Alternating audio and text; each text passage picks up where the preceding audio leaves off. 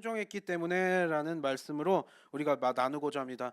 지난 시간에서 이어져요. 지난 시간에는요, 우리가 아브라함의 순종이 얼마나 대단한 것인지, 그리고 묵묵하게 있었던 이삭도 대단했고요. 하나님을 다급하게 만들 정도의 순종이 무엇인가, 그 믿음이 무엇인가에 대해서 우리가 지난 시간에 나눴다면, 오늘 이제 말씀, 이제 오늘 이 사건에 대해서 이제 정리하는 부분인데요. 이어지기도 해요. 그렇게 하나님을 다급할 정도의 믿음인데 과연 이 사건이 어떤 의미로 연결이 되는가? 이게 그냥 단순히 하나님께서 아브라함에게 그냥 시험하려고 하신 것인가? 그것이 아니고 아브라함의 순종을 통해서 그 씨가 이어지고 그 씨가 나중에 예수 그리스도시고, 결국 이 사건이 예수 그리스도로까지 연결되는구나라는 사실을 우리가 오늘 본문을 통해서 알 수 있는 거죠. 여러분, 우리가 보면은요, 하나님을 다급하게 하고요, 하나님을 당황스럽게 할 정도의 믿음이었대요. 아니, 아브라함을 시험하기 위한 목적도 맞는데, 여러분, 이게 아브라함은 너무나 묵묵히 순종한 거예요. 다시 한번 이야기하지만 감당할 만한 시험만, 고린도전서 10장에 감당할 만한 시험만 허락하신다면서요. 근데 아들을 번제로 바치라는 건 감당할 만한 시험이 아니에요. 뭐 꼭 100살의 아이를 낳지 않았어도요. 우리가 알고 있는 하나님의 속성은요, 사랑의 하나님이시자 인격적이시고 도덕적이시고 거룩하시고 이런 하나님께서, 아니 어떻게 아들을 살해한 다음에 그거를 다 불살라가지고 태워가지고 막 이렇게 제물로 바치라 그래요? 여러분, 그런 것들은요, 분명히 뭐 식인 문화 이런 것도 있는 데가 있고 막 이러지만, 그건 사실 있을 수 없는, 그거는 우리의 어떤 문화적인 차이로 용납할 수 없는 부분들이잖아요. 왜냐면 우리는 하나님의 형상으로 지음받은 인격체예요. 짐승 제사 드리는 것과 달라요. 짐승은 우리 인간처럼 영혼이 없다고요. 근데 이삭을 바치라고요? 하나님, 이건 감당할 만한 시험이 아닌데요, 이런 생각이 들어요. 근데 그걸 또 순종한 아브라함도 이게 뭔가 싶기도 하고요. 그러면요, 여러분, 이게 하나님께서 시험하고 해보시고요, 막 다급해지셨어요. 아브라함아 아브라함아 하시는지라. 그러니까 하나님께서도 거의 항복 수준이에요. 아브라함아 아브라함아 건드리지 마. 내가 진짜 죽이려고 한 거 아니야. 여러분, 그러니까 이건 감당할 만한 정도의 시험이 아니었기 때문에 결국 하나님께서 막으세요. 하나님께서 진짜 이삭을 번제로 바치라는 것을 원하신 것도 아니고요. 그냥 어떻게 보면 해본 말씀? 근데 이게 그 해본 말씀이라 그러기엔 너무 좀 잔인하잖아요. 아니, 뭐 그거 장난이 너무 심한 거 아니에요? 뭐 이런 영화 대사도 있잖아요. 하나님, 이거 뭐 장난도 아니고 이게 너무 심하신 거 아닙니까? 여러분, 그런 생각 들어요, 안 들어요? 아니, 그러니까 믿음 시험하는 건 좋은데 다른 식으로 믿음 시험하지, 아들 번제로 바치는 거는 좀, 이건 너무 오버인데요? 여러분, 우리가 속된 말로 그렇게 이야기할 수 있잖아요. 그런데 이 사건이 결국 그냥 아브라함에게 하나님께서 장난치신 게 아니구나. 하나님께서 아주 막 어떻게 보면은 괴짜시던지, 아니면 하나님께서 좀 장난이 너무 심하셔가지고, 하나님께서 너무 그러다 보니까 이렇게 아브라함에게 이삭을 요구한 거 아니까, 그게 아니라는 사실을 이제 오늘 본문을 통해서 알 수 있는 거죠. 이거는 그냥 단순한 어떤 사건이 아니라 하나님께서 의미하시는 바가 있었지, 지금 아브라함하고 장난하신 게 아니라는 거예요. 여러분, 그러니까 하나님께서 다급해지셨어요. 그러니까 여러분, 다시 한번 깨닫지만, 우리가 하나님께서 다 알겠어. 너의 마음 알겠고 중심도 알겠고 내가 희생제물 원한 게 아니야. 그러면서 우리는 알아요? 숫 양을 준비하셨다고 나오죠. 13절 14절 다시 한번 읽어볼까요? 13, 14 시작.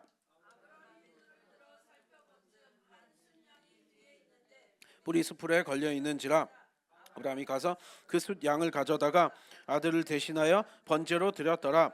아브라함이 그 땅 이름을 여호와 이레라 하였으므로 오늘날까지 사람들이 이르기를 여호와의 산에서 준비되리라 하더라. 여기서 이제 그 유명한 여호와 이레가 나와요. 하나님의 준비하심이란 뜻이죠. 하나님께서 준비하셨다. 하나님의 준비하심이란 뜻에 여호와 이레라고 이 땅 이름을 붙여요. 그러니까 처음부터요, 하나님께서 이 모든 것들을 예비하셨어요. 번제를 바칠지 안 바칠지도 하나님께서는 아브라함의 마음을 시험하셨지만, 그 전부터 모리아산에서 순양을 수풀에 걸리게 하셔서 대신 희생제물로 바칠 양을 준비하셨다라는 거예요.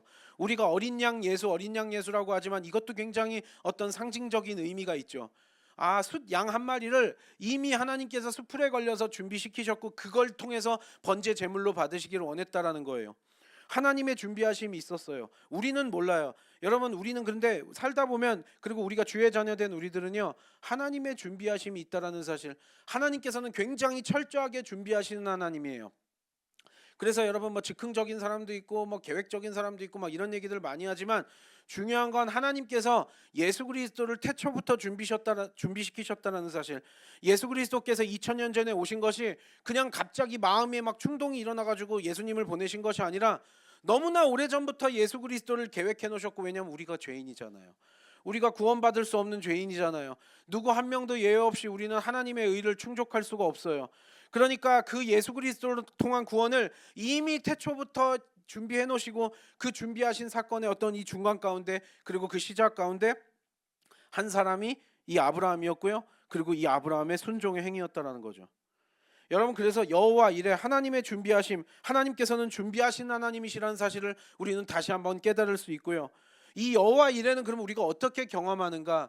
여러분, 살다 보면은요, 하나님께서 우리의 삶을 다 준비하셨다는 걸 알 수 있어요. 지금 우리한테는 안 보여요. 근데 여러분, 주님 다시 오실 날도 누구만 알고 계신다 그랬어요? 아버지 하나님은 알고 계신다 그랬어요? 우리는 지금 현생을 살고 있죠. 하지만 이 삶이 마지막이 아니라, 이 삶이 끝이 아니라 우리는 하늘나라를 소망하면서 살아가요. 그리고 이 땅은 언젠가 끝날 거예요. 그럼 이 땅이 끝날 것까지도 이미 하나님께서는 다 준비하고 계세요. 우리는 안 끝날 것 같죠. 우리의 종말이 안 올 것 같죠. 세상의 종말이 안 올 것 같죠. 하지만 하나님께서는 이미 그것까지도 준비해 놓고 계셨고요. 때가 되면 하나님의 일을 이루실 거예요. 때가 돼서 아브라함 시절에 시작을 했고요. 누구를 고를까 하다가 노아도 아니었어요. 그래서 아브라함을 다시 택해가지고, 아브라함을 물론 다 노아의 후손이긴 하지만 그 뒤에 아브라함을 특별히 다시 세우셨고요. 언약의 백성 삼으셨고요. 거기에서 이제 그 계보를 따라서, 족보를 따라서 예수 그리스도까지 오게 돼요. 그리고 그 예수 그리스도 통해서 구원을 이루시는 거죠. 그러면서 여기에서 이제 하나님의 준비하심이 세상 끝까지 다 있구나. 그러면 하나님께서는요, 우리가 이 땅을 사는 동안 뭐 하나님의 비전도 알려주시지만 먼 미래까지 하나님이 준비하신 그 모든 것을 알 필요가 없다라고 하시기도 하세요. 때때로 알려주실 때도 있지만 우리가 이 땅 가운데 뭐 미래에 무슨 일이 일어날지 다 알지 못해요. 근데 그것도 나쁘지 않은 것이, 하나님께서는 하나님을 바라보면서 이 땅에서 충실하게 살라는 거예요. 우리가 할 수 있는 건 뭐예요? 여호와 이레 하나님을 믿는 거예요. 하나님이 우리의 삶을 다 준비하시고 다 예비하셨어요. 죄 삼아주시고 구원 계획까지 다 있으시고 그 뒤의 삶까지도 다 준비해 놓으셨어요. 하늘에 우리 처소가 있는 줄 믿습니다. 그러면요, 우리는 이 땅 가운데서 그냥 여호와 이레 하나님, 근데 우리는 살다 보면 그래요. 지금 내 눈에는 안 보여요. 지금 내 눈에는 이게 뭐지 막 싶은데, 살다 보면은, 지나고 보면은, 아, 그때 하나님이 다 준비하신 거구나, 그때 다 하나님이 예비하셨구나, 이런 것들을 시간 지나고 나면 보이는 게 있어요, 없어요? 우리 믿음의 사람들은 그때서 깨닫게 돼요. 지금 우리 눈에는 뭘 준비하는지 잘 안 보여요. 시간이 지나면 또 보이겠죠. 여러분, 그래서 하나님께서 다 예비하시고 준비하신 하나님이시라는 사실을 다시 한번 깨닫게 되는 거죠. 15절부터 18절 읽어볼까요? 그래서 이제 하나님이 장난치신 것이 아니라 결국 이 사건의 예표였구나, 예수 그리스도의 예표로서 아브라함에게 이런 무리한 부탁을 하신 거구나, 무리한 명령을 하신 거구나 깨달을 수 있는 거죠. 15절부터 18절 다 같이 읽겠습니다. 시작.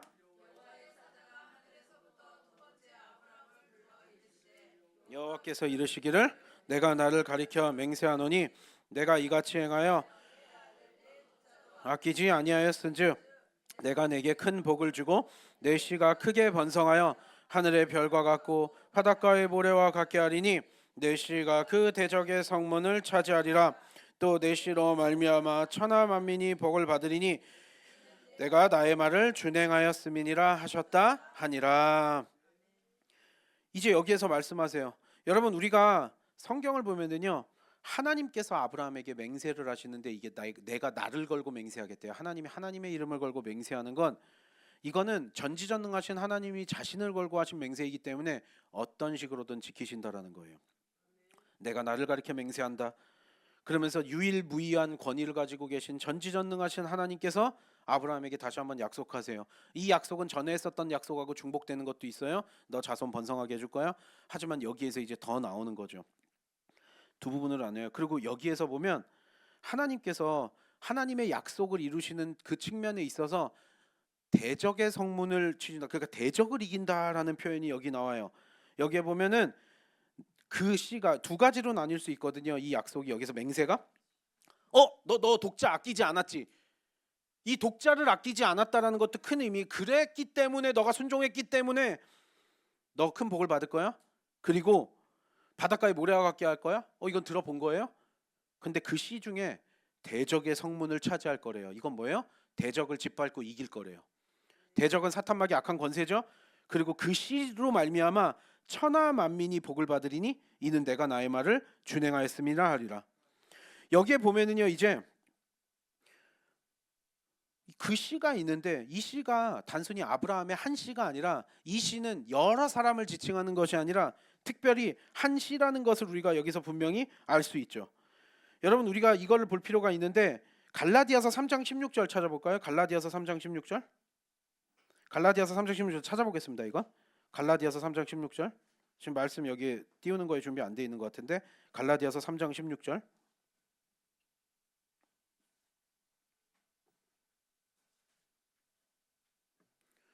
갈라디아서 3장 16절 직접 성경 구절 하나 찾겠습니다.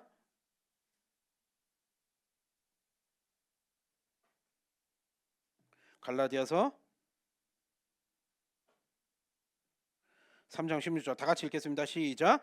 이 약속들은 아브라함과 그 자손에게 말씀하신 것인데 여럿을 가리켜 그 자손들이라 하지 아니하시고 오직 한 사람을 가리켜 내 자손이라 하셨으니 곧 그리스도라.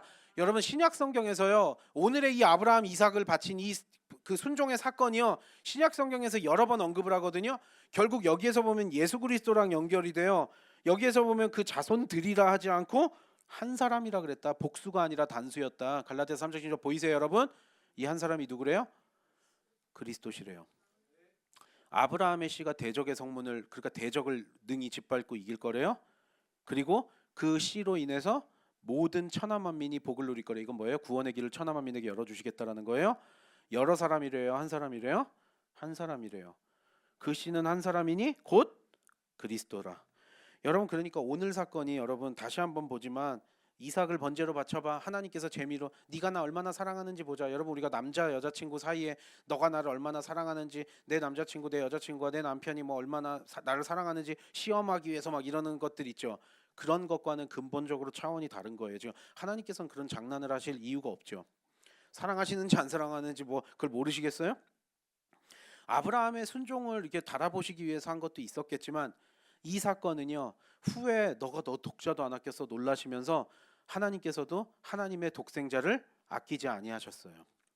그리고요, 우리는 이번 주에도 크리스마스를 우리는 이제 맞이하지만 예수 그리스도를 이 땅 가운데 보내시고요, 기꺼이 희생시키시면서 우리에게 구원의 길을 열어주셨죠. 믿으세요, 여러분? 아브라함한테 이삭을 바치라고, 번제로 바치라고 한 사건이 결국 하나의 예표였구나.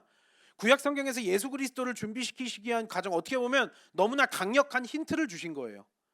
아브라함이 이삭을 바치는 독자를 아끼지 않고 바쳤다는 이 구절이 결국 예수 그리스도를 통한 그 구원까지 연결된다는 사실. 여러분, 그래서 하나님께서 우리에게 시험을 하실 때도요, 여러분, 그 모든 것들이 이유가 있는 것이지 그냥 아무 이유 없이 뭐 재미로 하시는 분이 아니시라는 것을 다시 한번 알 수 있는 거예요. 그러니까 우리가 처음에 보면 하나님 이거 장난이 심하신 거 아닙니까? 라는 생각이 이제는 아니에요. 왜? 우리는 알아요. 우리는 이제 예수 그리스도를 통한 구원의 어떤 그 기쁨, 소망까지 누리면서 살고 있는 우리 입장에서는 아브라함과 이삭, 그리고 이삭을 바치라고 한 이 번제로 바치라고 한 이 장면이 단순한 장면이 아니었고 후에 이루실 구원을 위한 하나의 예표, 하나의 강력한 힌트였다라는 사실이에요. 그 순종이 얼마나 귀한지. 그래서 아브라함과 이삭과 야곱의 계보로 예수 그리스도까지 연결이 되고요, 그 예수 그리스도 안에서 하나님께서 맹세하셨잖아요. 하나님께서 하나님을 걸고 하신 맹세를 그대로 지키시고 온전히 다 구원을 성취하시는 거죠. 우리가 우리의 죄를 용서할 방법이 없어요. 하나님의 의를 충족할 방법이 없어요. 우리는 죽을 수밖에 없는 죄인이에요. 우리는 스스로를 구원할 수도 없는 그냥 연약한 존재예요. 그렇기 때문에 우리는 예수 그리스도, 온전히 그 구원을 성취하신 예수 그리스도를 믿고 따르면서 그 의를 얻어서 우리가 구원의 소망을 가지게 되는 거죠. 18절 마지막 너무나 중요해요. 이 순종했기 때문에 어떤 결과가 왔냐라는 거예요. 결국 독자도 아끼지 않고 내주려고 했었던 이 아브라함의 순종이 단순히 하나님을 감동시킨 것도 감동시킨 것이지만 결국 예수 그리스도를 통한 하나님의 여호와 일의 하나님의 준비하심이 있었고요, 이제 아브라함을 통해서 결국 그 씨를 통해서 천하 만민이 복을 받게 되었대요. 이 순종이 얼마만큼의 가치를 지니냐라는 거예요. 이 아브라함의 순종을 통해서 결국 예수 그리스도, 그래서 우리에게까지 이 복이 내려와요. 성경은 오늘 뭐라고 설명해요? 그가 하나님께 온전히 순종했기 때문이라고 설명하고 있는 거죠. 이제 다시 한번 오늘 본문을 이제 정리하면 지난주하고 이번 주까지 이어지는 이 내용을 보면은요, 이삭을 바치려 했었던 이 순종의 사건이 결국 예수 그리스도를 향한 어떤 그런 의미였구나. 단순한 시험이 아니고 예수 그리스도를 통한 구원의 어떤 준비 과정의 하나의 예표였구나. 이걸 다시 한번 볼 수 있는데요. 정리를 이제 해보자고요. 지난주부터 아브라함과 이삭의 순종은 참 놀라워요. 그리고 이 순종이라는 게 참 쉽지가 않아요, 여러분. 솔직히 우리도 그 생각 들잖아요. 이거 성경을 보고 지난주랑 이번 주 보면서도 우리가 이제서야 알게 돼요. 결국은 이게 예수님 사건 때문에 이 사건을 하나님께서 만드신 거구나를 지금은 알아요. 근데 한편으로 보면은요, 이해가 안 되잖아요. 하나님 너무 심하신 것 같아요. 하나님 이런 어려움이 내 삶에 오면 이거는 좀 아닌 것 같아요. 여러분, 순종이라는 게 뭔지에 대해서 다시 한번 생각해 보게 돼요. 우리에게 요구하시는 바가 있어요. 여러분, 하나님께서 우리에게 거창한 것, 대단한 걸 요구하시는 건 아니지만 우리를 이 땅에 만드시고요. 하나님께서 각자 우리에게 달란트도 주셨고요. 맡기신 사명들이 있어요. 믿으세요, 여러분? 그러면은요, 하나님께서 우리에게 요구하시는 바가 있다고요. 그리고 어떨 때는요, 그 요구하시는 바가 너무나 쉬워 보이고 이성적으로 논리적으로 납득이 가고 막 이해가 되고 그러면 좋겠는데, 사실이요, 오늘 본문처럼요, 지난주에 본문처럼요, 솔직히 하나님께서 우리에게 요구하시는 바가 터무니없는 것처럼 느껴질 때가 있어요. 이치에 안 맞는 것처럼 느껴질 때가 있어요. 이성적으로 쉽게 이해가 가는 거라고 하면은요, 그래서 이게 그냥 당연히 이해가 간다라 그러면 여러분, 순종이라는 게 어렵지 않을 거예요. 여러분, 그냥 당연히 이해가 가니까, 납득이 가니까 하는 행동들은요, 우리가 순종이라고 말하기도 그렇고요, 믿음이라고 말하기도 그럴 거예요. 왜냐면 그건 당연히 누구나 다 할 수 있는 거니까요. 하지만 때때로 우리에게 하나님께서 요구하시는 믿음, 하나님께서 요구하시는 순종은요, 그때 시험을 당할 그 당시에는요, 이해가 안 갈 수가 있다고요. 하나님, 내 삶에 어떻게 이런 일들을 허락하세요? 하나님, 어떻게 내 삶에, 나는 왜 이렇게 업앤다운이 심해요, 내 삶에는요? 하나님, 내 삶에 내가 이런 것들은 감당할 만한 시험 같지 않아요라고 우리가 때때로 느낄 수도 있다라는 거예요. 지나고 보면 여호와 이래겠지만요, 그 순간에는 안 보일 수도 있어요. 하나님은요, 하나님만 믿기를 원하세요. 근데 그게 때때로 우리의 머리로는 이해가 안 가는 순간도 있기 때문에 그때 원망하기보다는 하나님만을 온전히 신뢰하는 게 중요한 거죠. 이게 어려운 부분이지만 아브라함도 이삭도 이게 이해가 가는 일은 아니잖아요. 그때 당시엔 보이지 않아요. 그리고 거기에다가 아브라함이요, 막 끙끙 앓았어요. 누구한테 막, 사람들한테 막 하소연도 못해요. 아무도 모르고 아브라함과 하나님만의 관계였어요. 이삭한테도 말을 못해요. 하인들한테도 말 못해요. 갑자기 모리아 산으로 가라니까 막 산으로 3일 동안이나 가요. 길을 나귀 끌고 뭐하고. 여러분, 그 고난, 그리고 누구하고도 하소연할 때도 없고 누구하고 나누지도 못하고 그냥 자기 혼자 끙끙 앓으면서 하나님 왜 이러실까 왜 이러실까 하면서 나름대로의 고난을 겪어요. 얼마나 외로웠고 얼마나 복잡하고 이랬을까요? 이 시험에 대해서, 그리고 나중에도 아브라함과 이삭만이 이제 알게 됐어요. 숫 양을 준비하고. 근데 이걸 뭐 다른 사람한테 떠벌릴 수도 없어요. 이건 하나님과 그들과의 관계예요. 그리고 그들이 복을 누려요. 고난을 받는다라는 거예요. 어려움이 있다라는 거예요. 이해도 안 가요. 하나님이 때때로 합리적이지 않은 것 같아요. 그리고 이런 시험을, 이런 고난을 왜 내 삶에 허락하시나, 그런 좀 원망이 들 때도 있어요. 하지만 우린 지난주에도 보고 이번 주에도 보지만 순종하기 위해서는 그런 어려움이 있어야지 순종이라는 거예요. 그냥 너무나 쉽게 순종할 수 있는 건 순종이 아니에요. 그냥 당연한 일이죠. 고난도 필요하대요. 환난 없이는 성숙하지 못한다라고 성경에 나오죠. 오래 참고 인내를 이뤄야 된다라고 나오죠. 그래서 여러분, 예수 그리스도께서도 구원을 이루시기 위해서 그 고난을 겪으셔야만 했던 거예요. 십자가의 길을 걸으셨어야만 했고요.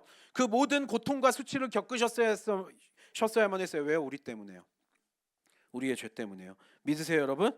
예수 그리스도도 고난이 없으셨다면 우리에게 구원의 길을 열지 못하셨을 거예요. 하나님께서는 그런 명분을 원하셨어요. 하나님께서는 하나님의 독생자를 아끼지 않고, 아브라함이 이삭을 아끼지 않고 내놓으려고 했었던 것처럼, 하나님께서도 하나님의 아들인 예수 그리스도를 아끼지 않고 이 땅 가운데 내어놓으시고, 그리고 고통받게 하시고 죽이신 거죠. 그리고 부활시키신 거죠. 예수님 또한 고난이 없으셨다면 우리에게 온전한 구원이 올 수가 없다라는 거예요. 그래서 예수님 또한 고난을 통해서 온전하게 되셔야 될 필요가 있죠. 여러분, 우리가 예수 믿는 자들이 뭘까라는 생각을 해요. 하나님 나라에 들어가기 위한 조건이 뭘까? 사도들이 그 나중에야 이제 제자들이 깨달아요. 사도행전에 보면 나오는데요. 사도행전 14장 22절. 다 같이 읽겠습니다. 사도행전 14장 22절 시작.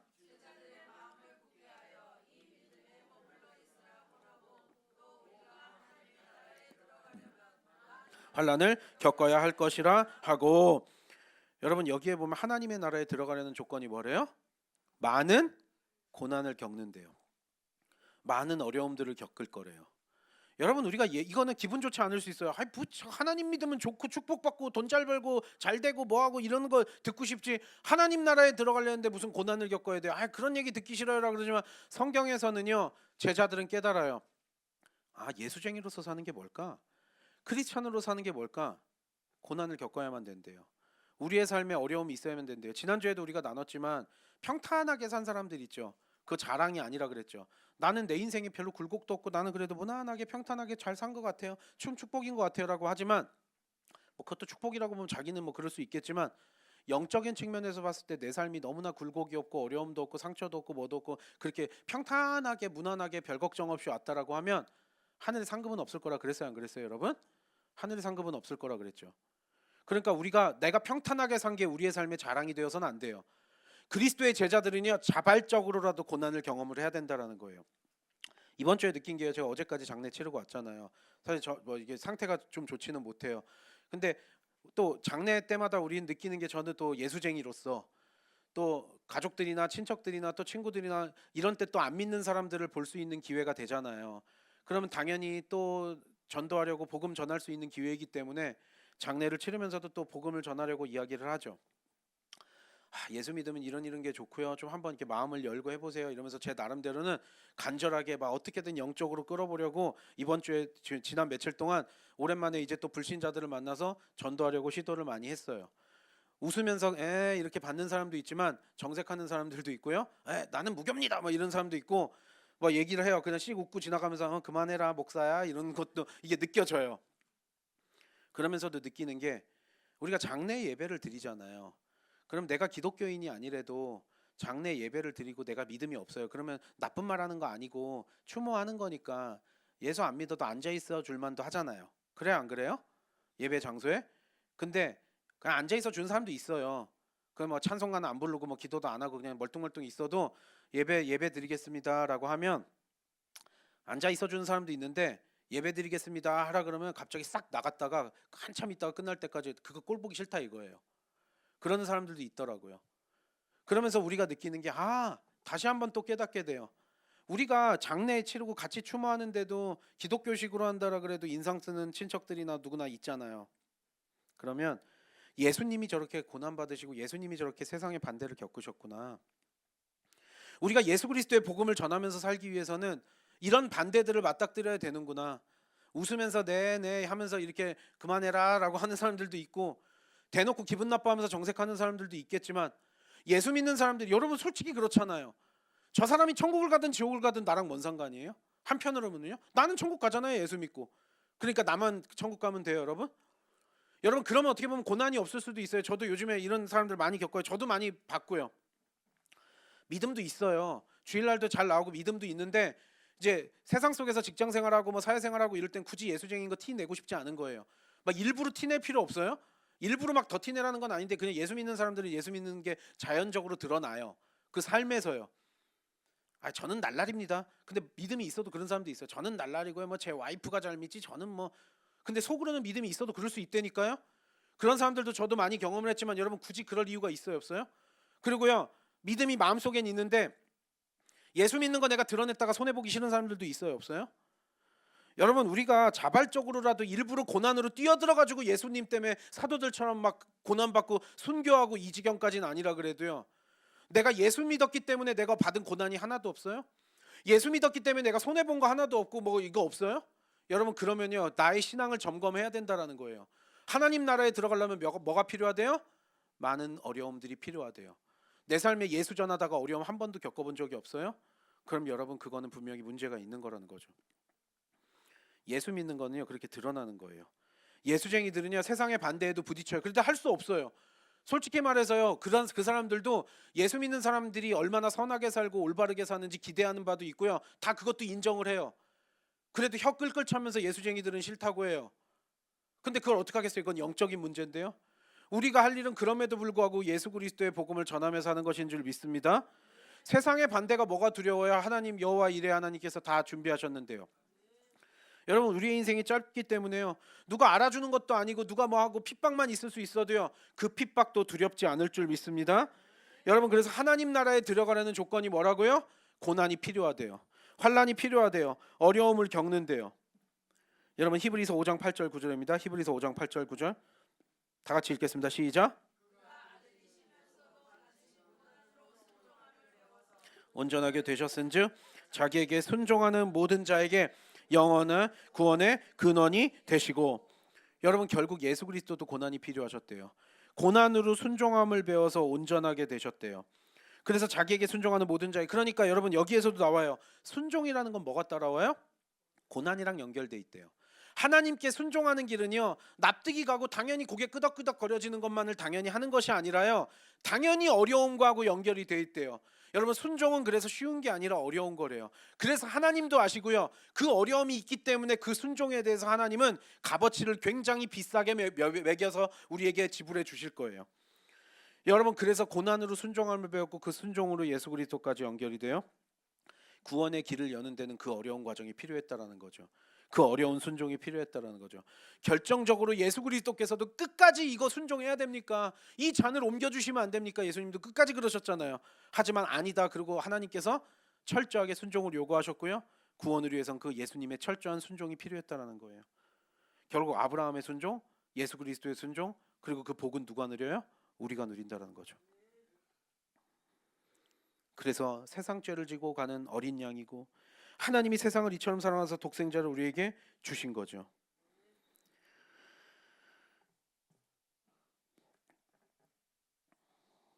로마서 8장 31절 32절 읽겠습니다. 로마서 8장 31절 32절 다 같이 읽겠습니다. 시작.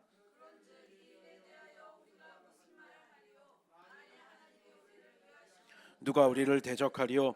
자기 아들을 아끼지 아니하시고 우리 모든 사람을 위하여 내주시니가 어찌 그 아들과 함께 모든 것을 우리에게 주시지 아니하겠느냐. 아멘. 독자도 아끼지 아니하신 그분이 다른 어떤 모든 것이라도 우리에게 주시지 않을까요? 그리고 오늘 아브라함과 그 이삭이 순종했던 그 순종의 사건, 결국 우리에게까지 너무나 큰 유익이 있을 줄 믿습니다. 마지막에 우리 이거 찾아보면서 다시 한번 생각해 볼 건데요, 야고보서 2장 21절부터 23절입니다. 야고보서 2장 21절에서 23절 다 같이 읽겠습니다. 시작. 야고보서 2장 21절에서 23장 시작. 우리 조상 아브라함이 그 아들 이삭 제사에 바칠 때 행함으로 의롭다 하심을 받은 것이 아니냐. 내가 보거니와 믿음이 그의 행함과 함께 일하고 행함으로 믿음이 온전하게 되었느니라. 이에 성경이 이른바 아브라함이 하나님을 믿으니 이것을 의로 여기셨다는 말씀이 이루어졌고 그는 하나님의 벗이라 칭함을 받았나니.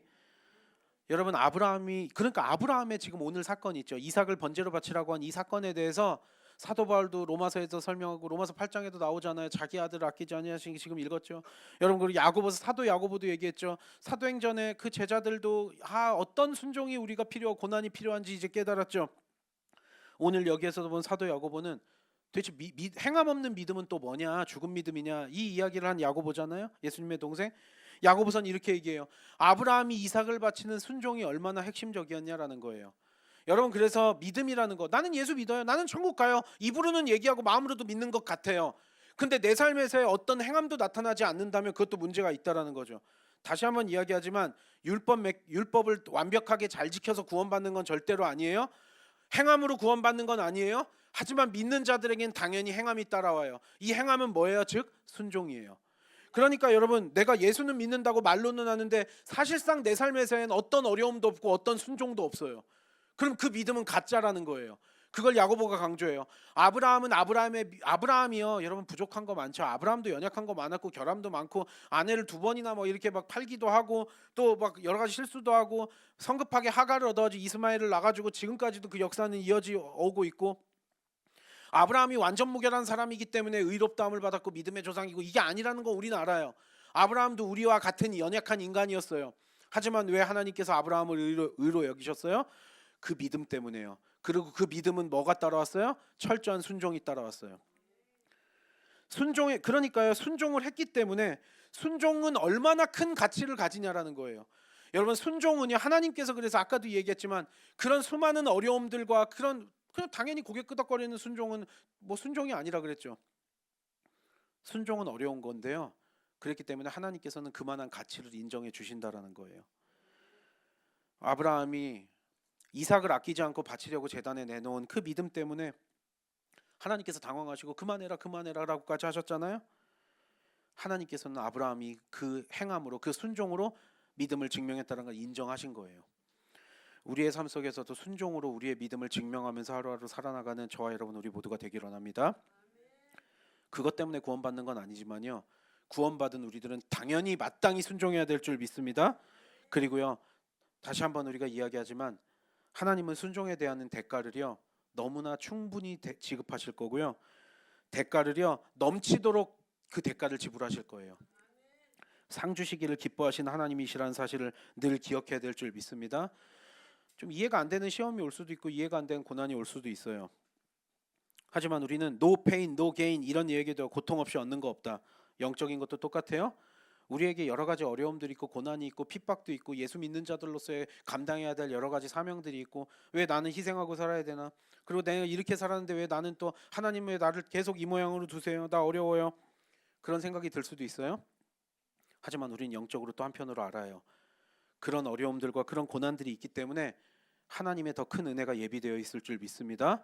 여호와 이레 하나님 우리가 우리의 삶에서도 그걸 경험하면서 살아갈 거예요. 그리고요 여호와 이레 하나님께서 그 먼 훗날까지도 우리의 이 땅을 떠나가지고 그 뒤의 삶까지도 다 예비해 놓으신 줄 믿습니다. 환난 커도 상관없어요. 하나님 상급이 큰 줄 믿습니다. 대신 은혜로 저를 인도해 주시옵소서. 그리스도 구원의 길을 여시고 승리하신 그 예수 그리스도의 본을 따라 우리가 하루하루 살길 원합니다.